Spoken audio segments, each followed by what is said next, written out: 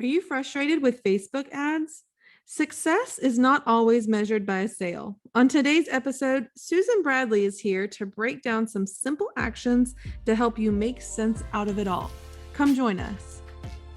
Welcome to the Launch Your Box podcast with weekly tips, tricks, and strategies to start, launch, and grow your subscription box. Now, here's your host, Sarah Williams. Hey everybody, I am back with my biz bestie, Susan Bradley, and I'm so excited today because Susan and I have collaborated a lot over the years, and she just always brings some awesomeness to the table when we get to talking. So I'm super excited she's here. Susan, why don't you just say hi? I'll introduce you a little bit, but just say hi to everybody.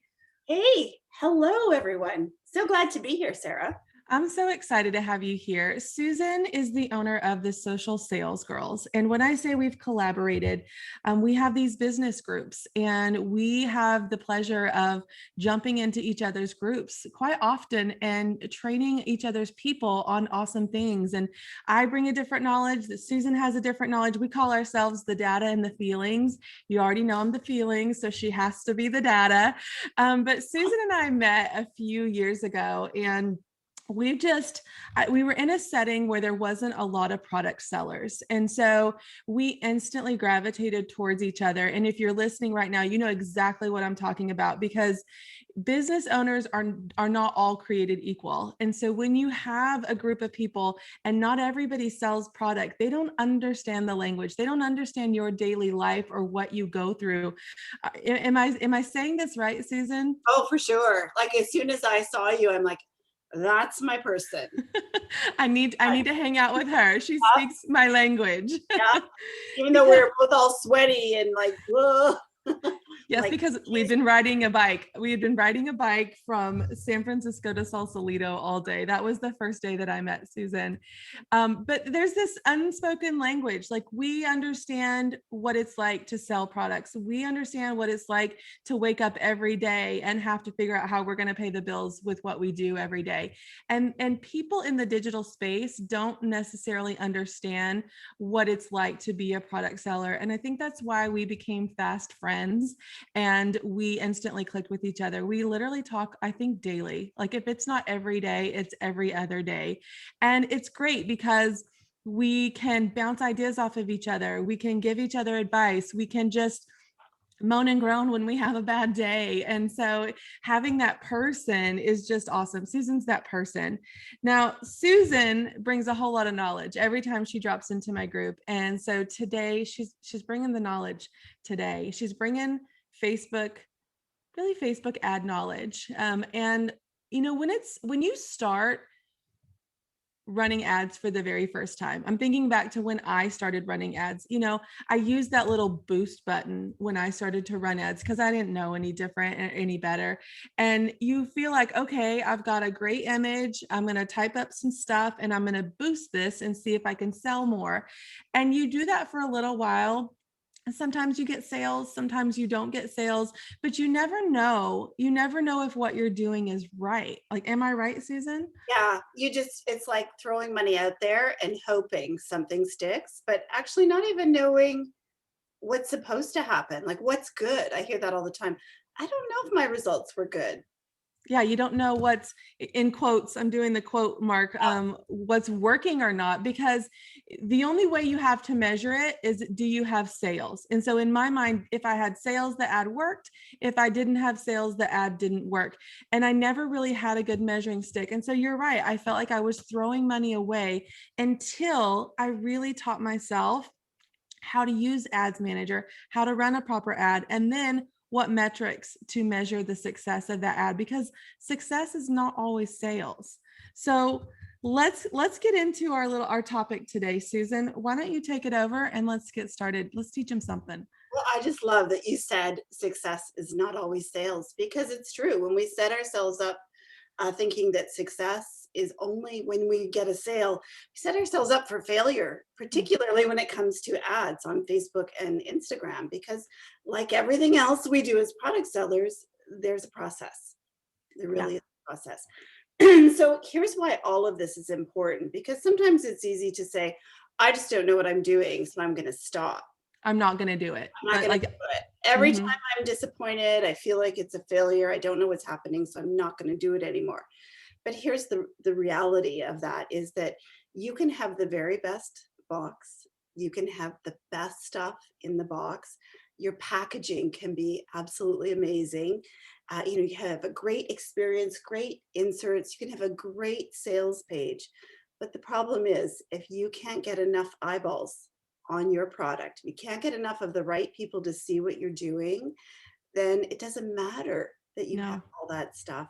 You're not going to be successful. And often what happens, we'll go right back to that success, is that when we don't get sales, most of us look at ourselves. We say, okay, what am I doing wrong? What's wrong with my product? What's wrong with my website? What am I doing wrong? But in most cases, I'm going to say like 95% of the cases that I see, it's really not what you're doing wrong.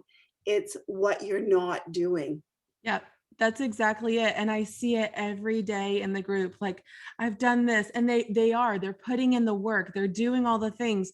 Their social media looks beautiful. Their landing pages look beautiful. They've done all the work, and they're feeling completely defeated because they're having one or two sales. Yeah, and really the bottom line is that the next step for them, or actually even for people starting out, the first step is building that audience and being able to access them, getting in front of those people time and time again. And what most people don't understand is to get a conversion, like to actually get a sale, that one thing we think is success, it takes a lot more people than you think it does. Mhm. And so we say at the Social Sales Girls, we're teaching people this process that really you need 3,000 web visitors a month in order to get one sale a day. Okay. That's a good And measuring stick. so much more than anyone would ever dream. Mhm. When we're first starting out, we think, oh, so 100 people saw my website and I didn't sell anything. I'm a failure. And that's not true, right? It's really that, okay, 100 people saw my website. How do I get 3,000 people to see my website? That's my natural next step.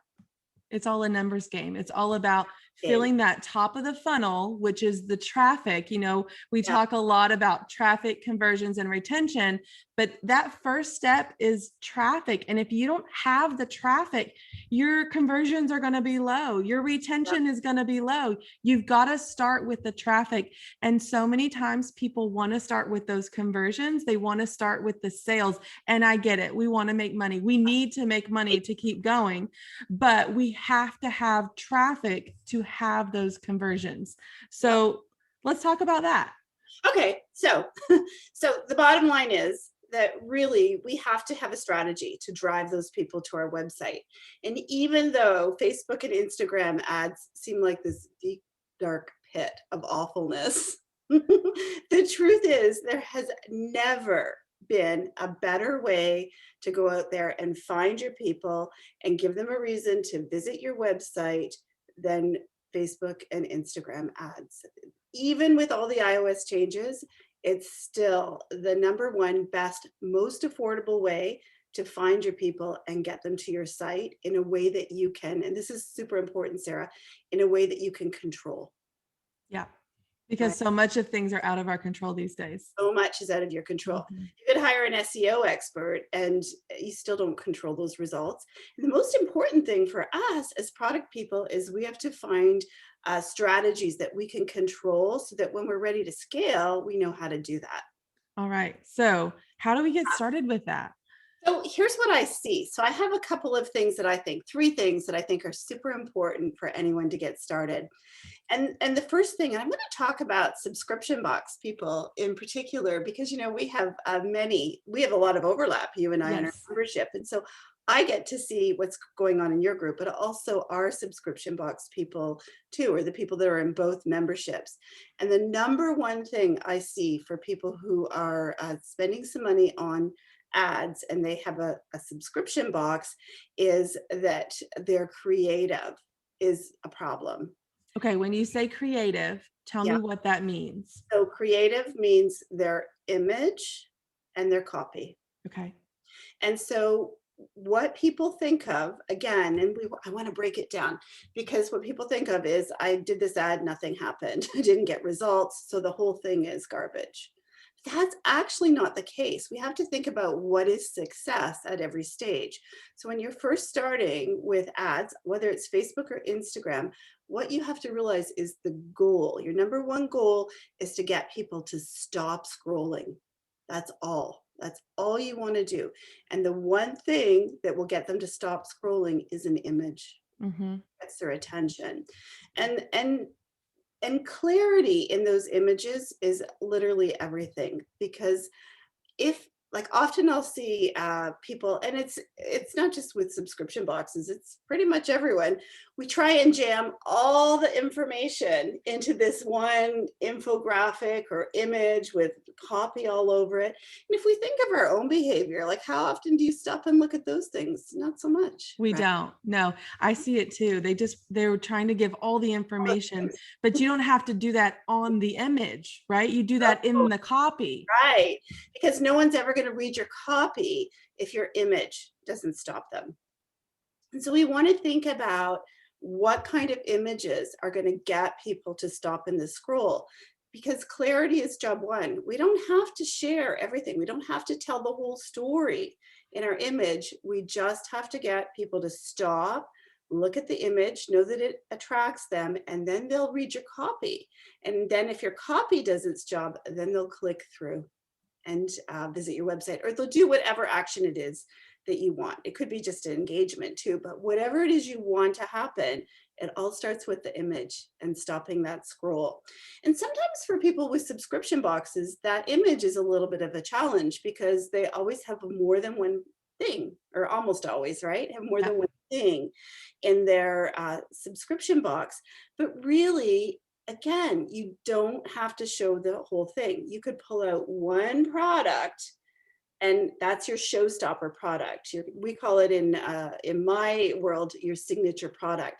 It's a product that gets a lot of attention, product that people are like, oh, I want to look at that more.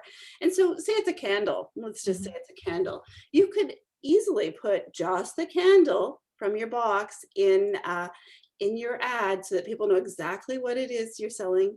They stop, and then your copy backs that up. Wouldn't it be nice to have a candle like this delivered to your door every month? Or wouldn't it be nice to have a spa experience every month? And just something that creates a gap for them, that makes them think, okay, I want to know more. It's like stepping people down a path, rather than putting the candle and the bath bomb and the scrub and all those things together, because then people can't actually see what it is for them. So that's one thing you can do. The other thing you could do is you can do like a time-lapse video of a box opening. Something like that, where it can't be a minute, that's probably too long, but you can film an opening and do a time lapse that's 30 seconds, and you can probably catch somebody's attention that way. And then visually, they can see what it is that you're showing. Want to be able to see it visually without having to stop and read copy on an image. Other things you can do is little live behind the scenes videos that are, again, only 30 seconds, showing you packing a box, right? Yep. Showing the products. And there's anyone who's good with a video can make it really amazing.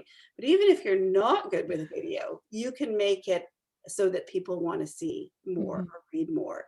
And so those are the kinds of things that subscription box people can do to attract attention, that are way more effective than doing some sort of infographic or picture with a lot of images in, that just really isn't clear for the person reading it.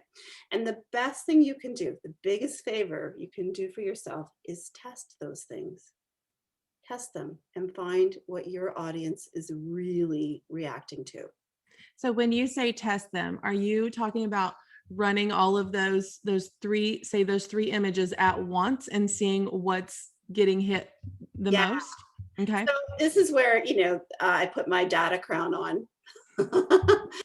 Because what I like to do and what we teach, of course, is let's set up a controlled test. So everything is the very same. The audience is the same. The budget is the same. The copy is the same.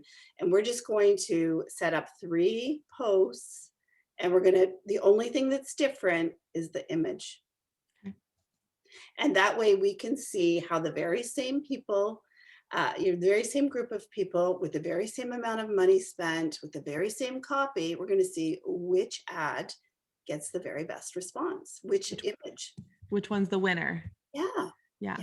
Okay. And then you can move forward, right? Then you can test the audience. Then you can test the goal of the ad. There's so many things you can do. But if you just keep throwing one thing after another blindly out into the news feed, you never get enough information to know that you're on the right track. And that's half the battle. You don't know what's working. You're just because you're making too many changes at once. There's too many different variables to know what it is about that one thing. That's why I love when you say the copy is all the same. We're just changing the images, because that's a direct indication on which image or video is hitting the mark. And then you don't have to do all the things, but you've got these assets. Well, here's what else I love. You've built these assets with your images, with your videos that you can use in a lot of different ways and repurpose them. And you should, Sarah, because that's the other thing people do is they want to show everybody all the things, right? I want everyone to see all the things. And so I'm going to show this, and I'm going to show this, and I'm going to show this. And what they don't realize is that that person that's standing at their kid's soccer practice or in line at the grocery store, scrolling, that person can't even connect the dots that these 3 things, they might see these 3 things, but they're not even looking at it closely enough to connect the dots that all those 3 things belong to the same company. Yeah. So it's actually much more powerful to find 1 or 2 things that really work. And just like you said, use them over and over and over again, because that's recall. Yes. It's that law of 7. You have to see something 7 times before you take action. Yeah, it's kind of true.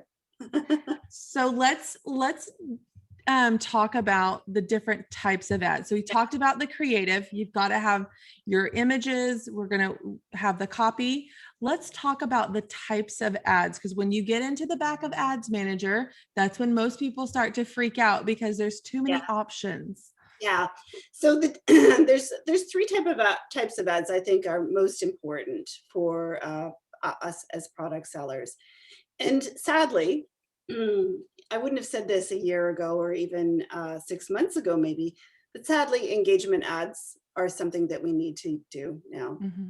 So engagement ads are really just to build an audience and get more reach, get more eyeballs on our ad. And so once you've done a test and you know what people respond to, they're actually pretty powerful and they can be an important part of your plan. And so engagement ads are success with an engagement ad is when you get people to comment. Even more success is when you get them to share, when they share with their close contacts, or of course, when they like it or they put a heart on it, some sort of emoji. That's success with an engagement ad. So when you set up an engagement ad and you're hoping to get a sale, you're setting yourself up to feel like you failed already. But engagement ads are really important, and you can do things to create gaps for people in engagement ads, because often people don't know they need what you're selling. So you can ask questions, or you can give them content that is shareable or relatable, that they can actually share with others that they know it might resonate with. And so what you want to do with engagement ads is keep them going consistently. You want to spend just a few dollars a day. You don't have to spend a lot on engagement ads. This is the cheapest advertising you'll do. And you want to run these ads to cold audiences, people who don't necessarily know who you are. Of course, you want to reach people who potentially could be interested. And we teach that in our membership. But really, what you want to do is you want to just create content that's going to attract your right people, because you want to, instead of having probably what you have is a little puddle of people, you want to create a big pool of people that are potentially going to react to your ads down the line. Okay, so these engagement ads, they're not to generate sales. So we got to just take that off the plate. Remember at the beginning, we talked about success is not always measured in sales, but we're building an audience. We're taking someone who's never heard of us before, who's never seen us before, and they're like, oh, that's cute. Oh, I might be interested in that. Let me give them a heart. Let me tag my friend in the comments. That's what we're building here. And we have to have that in order to have sales later. We have to introduce them to us and not expect like a sale. It's like, Right. it's like the people that show up at your front door selling something. Like, I don't know you. I'm not going to buy anything from you. Like, we have to know that person. And so it's an opportunity to introduce ourselves to them, bring them into our world so they can get to know us more. Exactly. And it's actually pretty powerful because when somebody does click that button, that heart button, or they share it with their friends, they've gone from being a completely cold audience to in a pool of people that you can show content to again. They're people who have engaged with your page, whether it's on Instagram or Facebook. They're now engagers. So they're not super warm, but they're not super cold anymore. You're moving them down that funnel one step. And so Awesome. those ads are important. The most important thing to remember, though, is just what you said. Success is getting engagement. And so when you look at your results, you're looking for the content that gets the most engagement. Yes. Cheapest. Okay.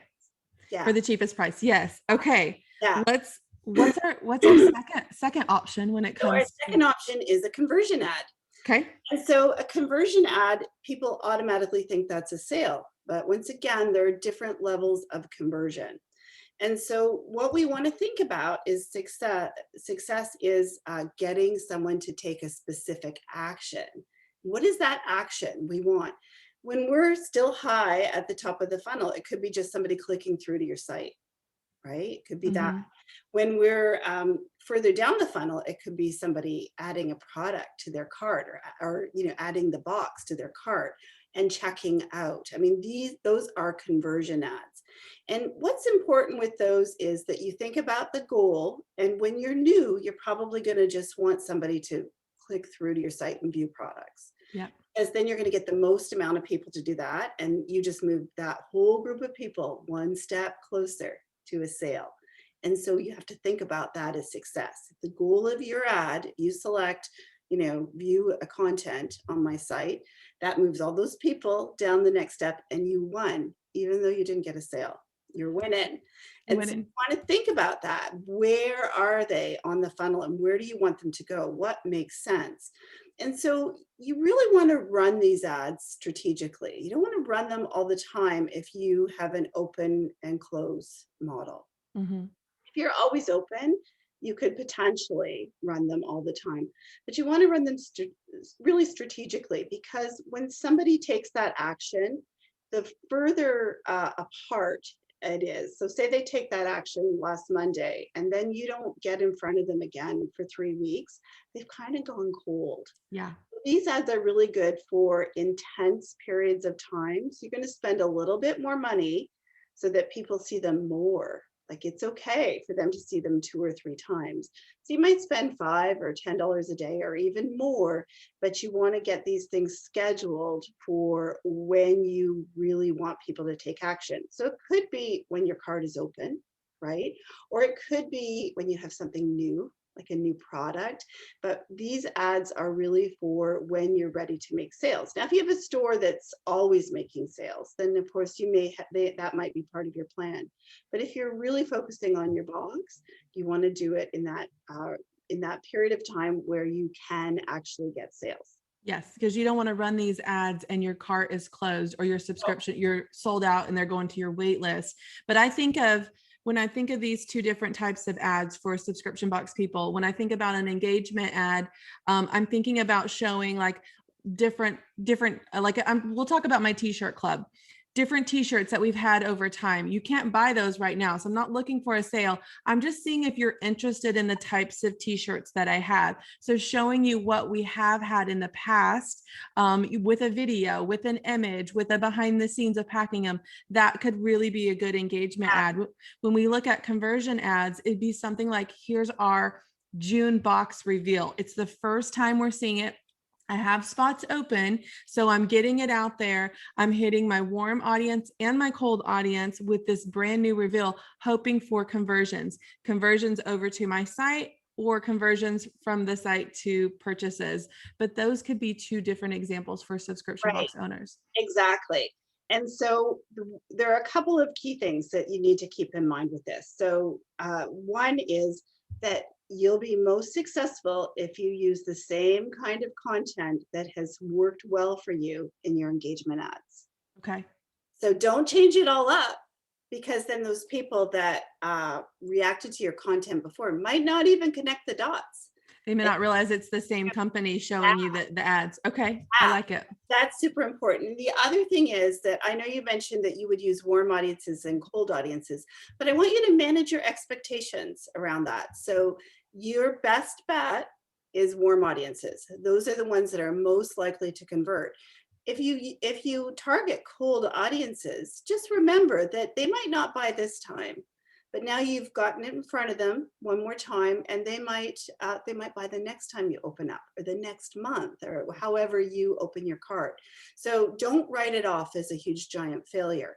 Every interaction, every time you get somebody to take an action, whether it's way back at engagement ads or it's in a conversion ad, that's success for you.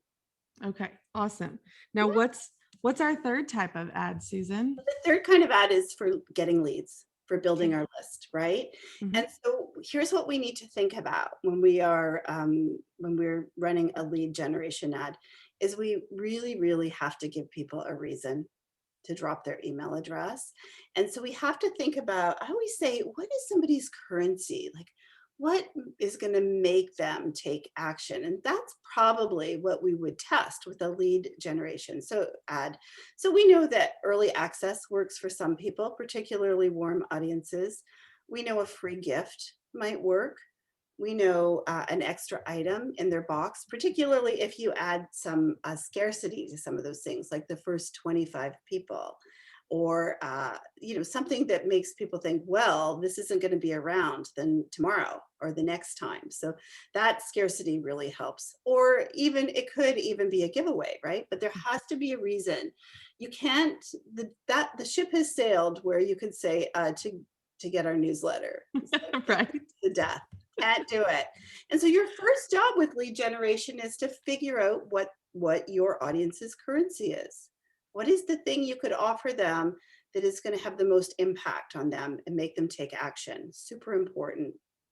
And so lead generation ads cost a little bit more because you're asking Facebook to go out and find a certain person, a person who does tend to give their email address. So you can, depending on where you are in your business, you can run these ads all the time.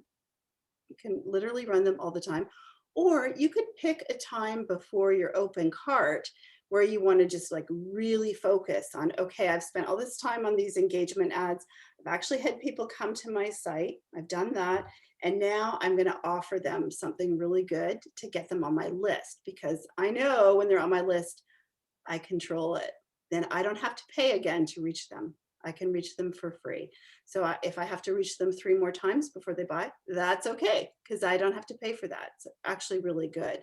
So I would recommend for sure, anytime in the lead up to your open cart, or the time of the month when you take more subscribers on, a lead generation ad is a really good use of money. But here's what's super important about those ads, and most people don't do it. And what's super important is if somebody leaves you their email address and their name, that's when they are absolutely the warmest, right? Right after they've done it. And so what most people do is they're like, oh, I got 300 names on my list, Yahoo, and then they walk away and do the next thing. And that's the kiss of death with a lead gen, because what you really need to do is start talking to them. You already know what it was that they signed up for. So even if it's like the free gift, let's say it's an extra item in their box. So the very first thing you want to do is set up an automation. So like 5 minutes after, or immediately after somebody drops that email, and even on your success message, you want to say, go check your email. You want to send them an email that shows them whatever it was that they signed up and really gets them more connected to you. Those emails, I have one that has a 63% open rate. Yeah, mine's pretty high too. There you go, because it's right when they're hottest. And so your job with these lead gen ads is to keep those people as warm as possible and as close to you as you can, while you are warming them up eventually to take the next step, which is to make a purchase at this stage of the game. These are absolutely your warmest people. And so it's okay. And people have like a little meltdown when we talk about this, but it's true. It's actually okay to email them every day for a few days, like 4 or 5 days. When you do that, some people will unsubscribe. They'll be like, oh, she talks too much. But the people who are really your people, the people who are going to subscribe to your box, are going to open those emails and they're going to read your content. They're going to click through and look at what you have again and again and again, as long as you give them content that is aligned with what they signed up for. And so those people are the people that are actually going to be your buyers. And that's your goal, right? That's like the end game for success.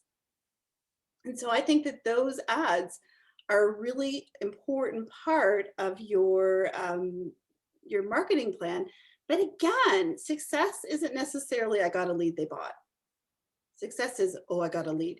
These are the warmest people I'm ever going to get. Now it's my job to keep them engaged until they're ready to buy. I mean, we know that most times people have to come to your site like 5 or 6 or 7 times over a really short window of time, like maybe 3 to 5 days, and then they'll buy. Like very seldom do people come to your site once and buy right away. Yeah, this is so awesome. So we've gone through engagement ads, conversion ads, and lead ads, and they are all different parts of your business. So you shouldn't always be running one of those types. You should be running all of those eventually. After you build your list, now you're wanting to convert, and we always need more leads, right? Like I think that sometimes we feel like, okay, I have a 10,000 person email list, I'm good. We're not good. We always have to keep building that, because essentially we always want to keep growing our subscriber base. You're going to have people join, you're going to have people cancel, you've got to keep funneling new faces in, or you're going to get stagnant and you're going to plateau. And we've all been there. What happens when you start to plateau, then you start to pull back and then the numbers start to dwindle. So you always need to be lead generating. And it's just something that's super important that people don't understand. Yeah, they think automatically if they start to plateau, there's something wrong with my box. There's something wrong with my website. There's something wrong with me. Who knows what it is? But what they don't ever think of is, oh, I stopped doing the thing that was really working, which was bringing in new people into my business, a constant stream of new people. And that's a really good question about, I told you how when I started Facebook ads, I didn't really know if things were working. Like I can do all these ads and I know how to set them all up, but how do I know if they're working, Susan? So this is the $1 million question, right? Most people don't know. And so what I do with our members and in our Traffic Bootcamp program is we show them just the metrics that matter, because the problem with the ads manager is that it's like a dumpster of and you're like, I don't have the time or the inclination. And if you're like Sarah and not like Susan, when you see a whole bunch of numbers on one page, you're like, what am I even supposed to look at? Right? And you don't geek out on these numbers. I just want to know 1 to 3 numbers that I'm supposed to look at, and then I'll know if I'm doing a good job. Because if I don't know if I'm doing a good job, I may not continue these ads. I may give up on these ads. I may not follow through with the next ad. And so if I can look and say, okay, these are doing what they're supposed to be doing, not in the form of sales, because again, that's not always the measuring stick that we need to look at, but are they performing in whatever capacity they're meant to meant to perform in. If I know those numbers, I know that I'm successful and that I can keep going. And so looking at those numbers and knowing what I'm supposed to know, what am I supposed to know, Susan? The castle. And so what we really want to get clarity on is not all the things. Here's what we want to know. We want to know how much it's costing us to get 1,000 impressions in the newsfeed. Is it costing us $10? Is it costing us $30? Super important, because if it's costing us $30, our ads are going to be a lot more expensive, and we want to find a way to get that cost down. So we want to know that. That's called the CPM. The second thing we want to know is our click-through rate. So what percentage of the people who see that ad are actually clicking or taking some sort of action? It could be an engagement rate or a click-through rate.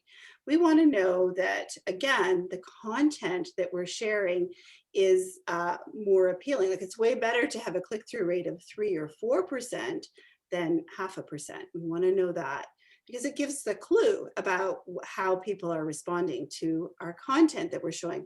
And the last thing we really need to know is what it's costing us to get the action that we asked for. And so if we ask for engagement, what is it costing us per engagement? Is it costing us 2 cents, or is it costing us 40 cents?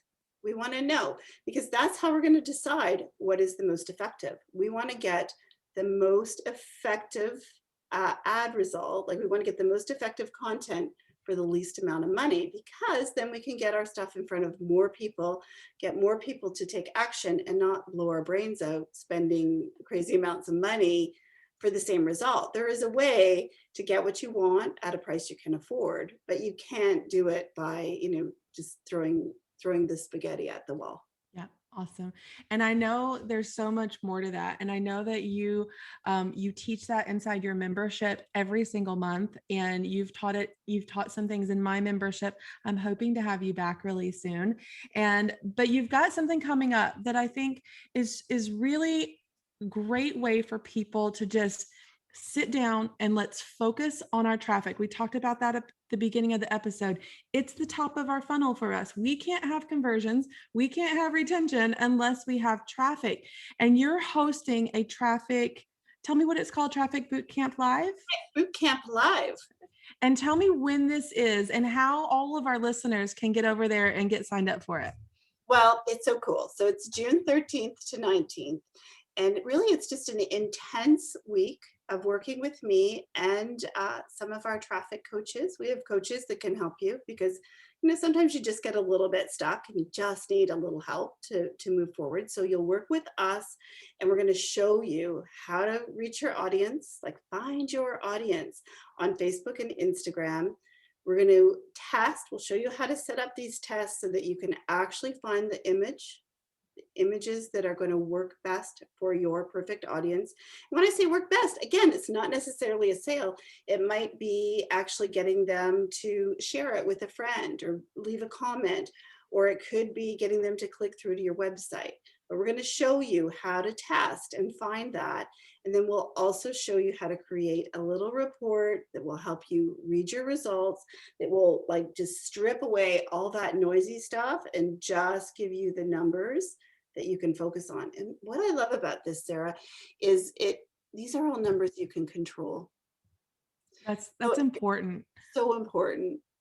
Because when you're looking at stuff you can't control, it just makes you want to go sit in the corner and rock back and forth. It makes you feel helpless. Like, right. It makes you feel like you don't know what to do, so you choose not to do anything. And these are very specific and manageable actions that you can take, yes. and you get to measure and you get to make decisions on.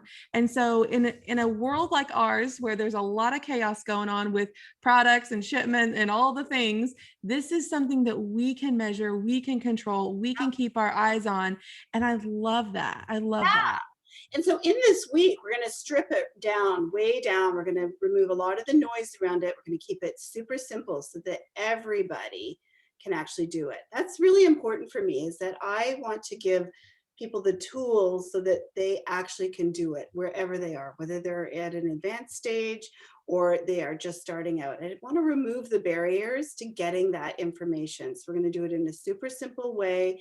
And throughout the week, they'll just do a few little testing activities so that when the week is over, they're actually going to be able to see a path to success, like how I can take this and make it work for me. And whether I'm just starting out or I'm established and I'm ready to scale, they'll be able to clearly see what their next step is. I think that's hugely important too. Yeah. Because many times we're just like, okay, now what? Now what? Well, I'm excited, and I'm going to come take the Traffic Bootcamp live because I have a newer subscription that I've been testing some ads with. So I love to just strip down everything that I think I know about that, just look at it with a fresh set of eyes and start some new ads and see what I'm missing, because I'm missing something with this subscription. And so I want to just take a look at my new baby subscription with fresh eyes. So I'm coming to Traffic Bootcamp live. And yes, and I'm just inviting all of you to come because I know Susan, I know her well, and I know that she brings very manageable and actionable steps, and you're not going to feel overwhelmed, and you might actually feel a lot of clarity about what you do. And to come hang out with her for a week is awesome. So Susan, I'm going to put all of that into our show notes today so that they can go click on that and we'll have access to that. Thank you so much for being here with me. You dropped a whole bunch of nuggets for them. I hope they're taking notes because this is just awesome. Thank you so much. Thank you for having me. I just have to say to everyone too, find yourself a business bestie. Yes. Right? It will make your journey to success so much more fun. And who knew that this little Southern Texas girl would be business besties with this Canadian girl, so we just become fast friends, and it's really great to bounce things off of back and forth. So thank you for being here. And we'll see you in Traffic Bootcamp Live. So exciting. Can't wait. Okay. Bye guys. That interview was so fun, and I know you're going to want to join me in Susan's Traffic Bootcamp Live. It starts June 13th. I've included a special link for all my friends who want to get into this amazing opportunity to learn from Susan and her team. Check it out in the show notes, get my link to sign up, and I will see you there.